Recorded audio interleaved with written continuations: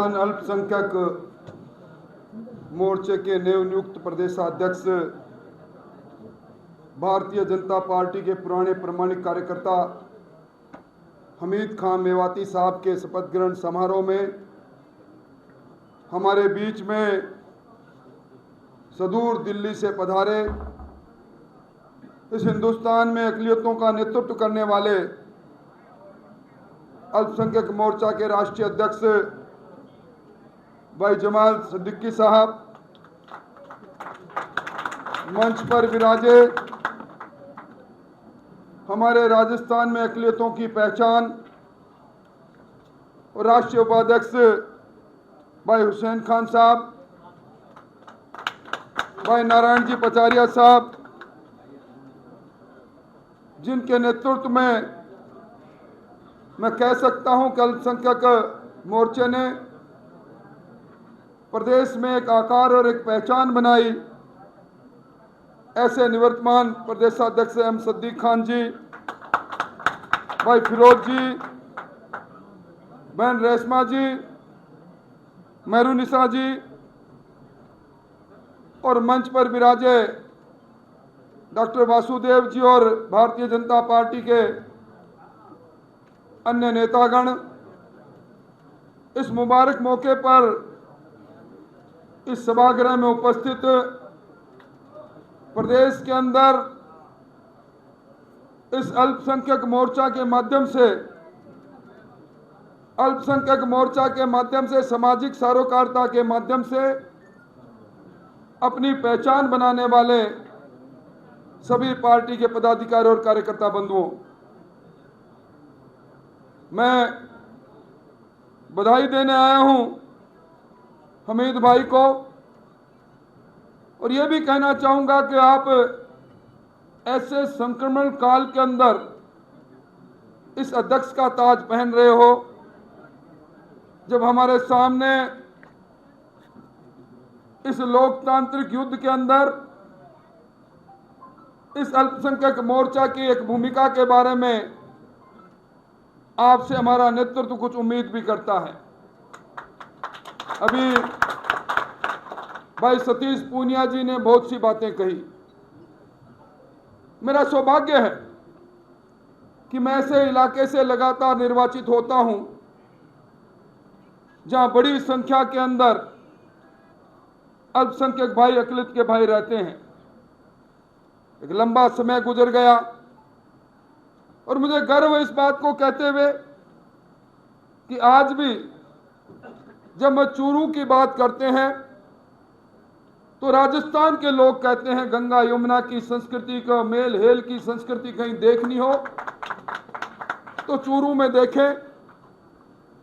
हम ईद पर, होली पर, दिवाली पर, मुहर्रम पर एक दूसरे के साथ त्योहारों में न केवल स्वीकृत करते हैं बल्कि एक दूसरे से प्यार और मोहब्बत बांटने का भी काम करते हैं।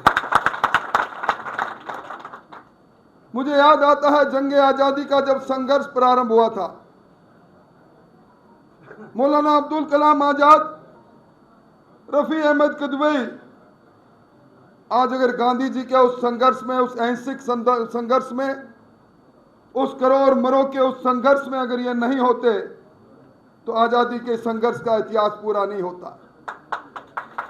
कौन भूल सकता है जब बरतानिया हुकूमत को ललकारने का काम था, अशफाक उल्लाह खान ने जिस प्रकार फांसी पर चढ़ने से पहले जो बातें कही, जिनका उल्लेख सतीश जी ने किया, क्या वतन परस्ती का इससे बड़ा प्रमाण पत्र हमें चाहिए।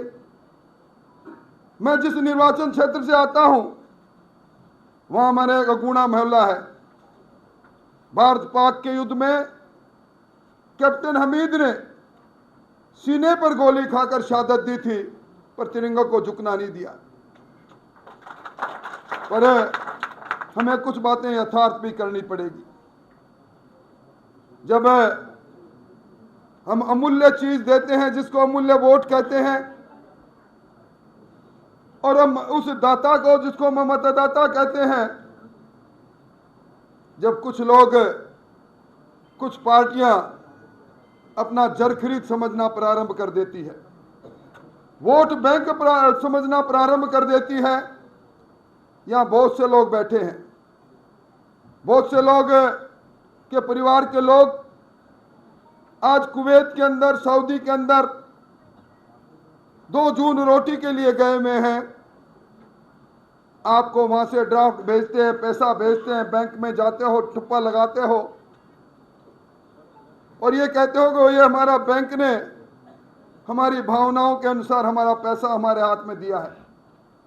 ठीक वैसे ही आजादी के साल दर साल गुजरते चले गए, अमृत महोत्सव का अमृत काल आ गया, पर कांग्रेस पार्टी आपको इंसान नहीं समझती, वोट बैंक समझती है।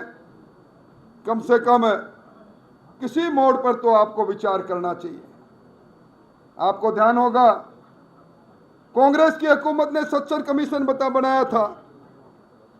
जस्टिस राजेंद्र सच्चर के अध्यक्षता में इस मुल्क में अकलियतों के पास कितनी शिक्षा है, कितने रोजगार है, कितनी सर पर छत है, किस प्रकार का स्वास्थ्य इंडिकेटर के अंदर वो जीवन जी रहे हैं।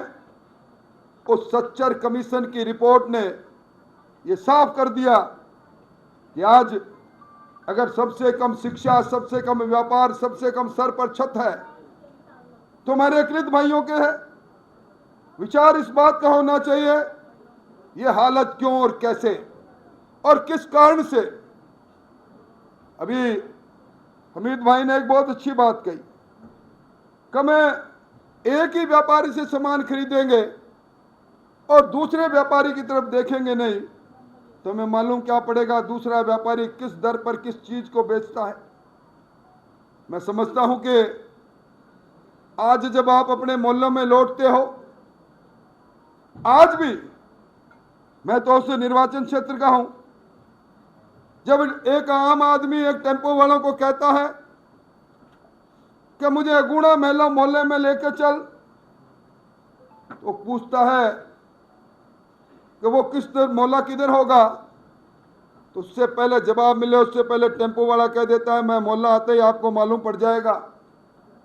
जहां नंग धड़क बच्चे घूम रहे होंगे, जहां कुछ मुर्गियां और कुछ बकरियां चल रही होगी, घूम रही होगी, सड़क पर नाली नहीं होगी, सड़क नहीं होगी, जहां मकानों में पूरी रोशनी नहीं होगी, समझ लेना कि ये मोहल्ला आ गया, उन्हीं का आ गया।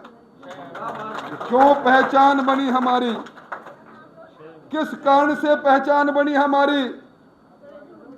मैं जब भी चुनाव लड़ता हूं मुझे बहुत से लोगों की मोहब्बत भी मिलती है और कई बार जब चुनाव के बाद में मैं हमेशा जीत जाता हूं, हमारे अकलियत के भाई संकोच से काम के लिए आते हैं और कई बार मैं सवाल कर लेता हूं कि आप आए हो, आपका स्वागत है, पर आप मेरे को यह बताओ जिस पार्टी को आपने वोट दिया आपके मोहल्ले ने ढोलकी भर दी और मेरे से कई गुना ज्यादा वोट दे दिया, उस मोहल्ले में आज मुझसे काम के लिए आए हो, उस पार्टी से सवाल क्यों नहीं करते, उस शख्सियत से सवाल क्यों नहीं करते जो 5 साल में एक बार आते हैं और एक ही बात कहते हैं कि भारतीय जनता पार्टी आएगी, खा जाएगी। हमने नहीं देखा किसी ने कौन सी बाबरी मस्जिद थी, हम में से बहुत से लोग अयोध्या नहीं गए होंगे, हमारी काशी, हमारी अयोध्या, हमारी यही सरपरस्ती है। और जब मैं उनसे सवाल करता हूं तो हमारी भाषा में जवाब देते हैं कि मंत्री जी बात तो आप सही कह रहे हो पर वोट ही बात से देवा काको जी वोट देता। जब उनसे पूछते हैं काको जी से पूछा क्यों वोट देते थे तो क्या दादो जी वोट देता। कोई सवाल नहीं। हमें जिस नाम के आगे अमूल्य चीज लिखा हो, कम से कम बिना मोल की चीज किसी को दे तो निश्चित तौर पर मोल ताल भाव करके देना प्रारंभ जिस दिन कर दोगे, उस दिन हमें अमीर भाई कह रहे थे, सदीक भाई कह रहे थे हमारी छात्रवृत्तियां बंद हो गई, हमारी उर्दू के अंदर भर्ती बंद हो गई, मदरसा टीचरों की भर्ती बंद हो गई, मानदेय नहीं बढ़ा, यही प्रश्न जो आज हम मंचों से करते हैं। इन सब बेबसी के सवालों का एक ही जवाब है, वो है वोट की चोट। और वोट की चोट मारने के लिए वातावरण बनाने की आवश्यकता है। अभी पिछले दिनों कश्मीर के अंदर मेरे एक मित्र घूमने गए। शिकारे में उन्होंने मेरे को एक फोटो भेजी। शिकारे को चलाने वाला उस नौजवान का वीडियो भेजा। वो नौजवान मुसलमान कह रहा था कि हमारे कश्मीर के पैरों में जो जंजीरें थी, हमारे कश्मीर को जिन लोगों ने जलाया, कहते थे स्वर्ग है तो यही है, उस स्वर्ग से लोगों ने मुंह मोड़ा। आज जब से धारा 370 और 35 से दफन हुई है, हमारा कश्मीर चहकने लगा है। मेरा घर भी चहकने लग गया, मेरा शिकारा भी चलने लग गया। ये सबका विकास, सबका साथ, ये सबका विश्वास, ये शब्द क्यों है? ये सब में क्या अपरम नहीं है? इन बातों का सवाल का जवाब मुझे कहने की आवश्यकता नहीं। कुछ अनुत्तरित सवाल, इनका जवाब भी खुद ही ढूंढना पड़ेगा। कहीं फिर ऐसा नहीं हो जाए कि फिर आने वाले समय के बाद में फिर आंख नीचे करके हम किसी व्यक्ति के पास जाएं और कहें कि 5 साल पहले कोई गलती हो गई थी, हमें विचार करना चाहिए। और इस विचार के लिए भारतीय जनता पार्टी हाथ पसार कर मोहब्बत बांटने आई है। और उस मोहब्बत के पैगाम का अगवा हम सदीक खां के बाद में हमीद खां जी आए हैं। मैं समझता हूं कि ये समय जब हम फिर चुनावी संग्राम में जा रहे हैं तो हमें पूरी चीज के मूल्यांकन का समय है। हम इस चीज को देखें, हमने क्या खोया, क्या पाया। और उसके साथ मैं उन बातों का रिपीटिशन नहीं करूंगा जो सतीश जी ने कहा। इन योजनाओं का, उन बातों में, चाहे वो राष्ट्र की नीति बनती हो, राष्ट्र की योजना बनती हो, क्या किसी योजना के अंदर ये लिखा मिला आपको कि ये योजना बहुसंख्यक के लिए है? ये योजना समाज के उस वर्ग के लिए नहीं है। पर आप इस पर जरूर विचार करना।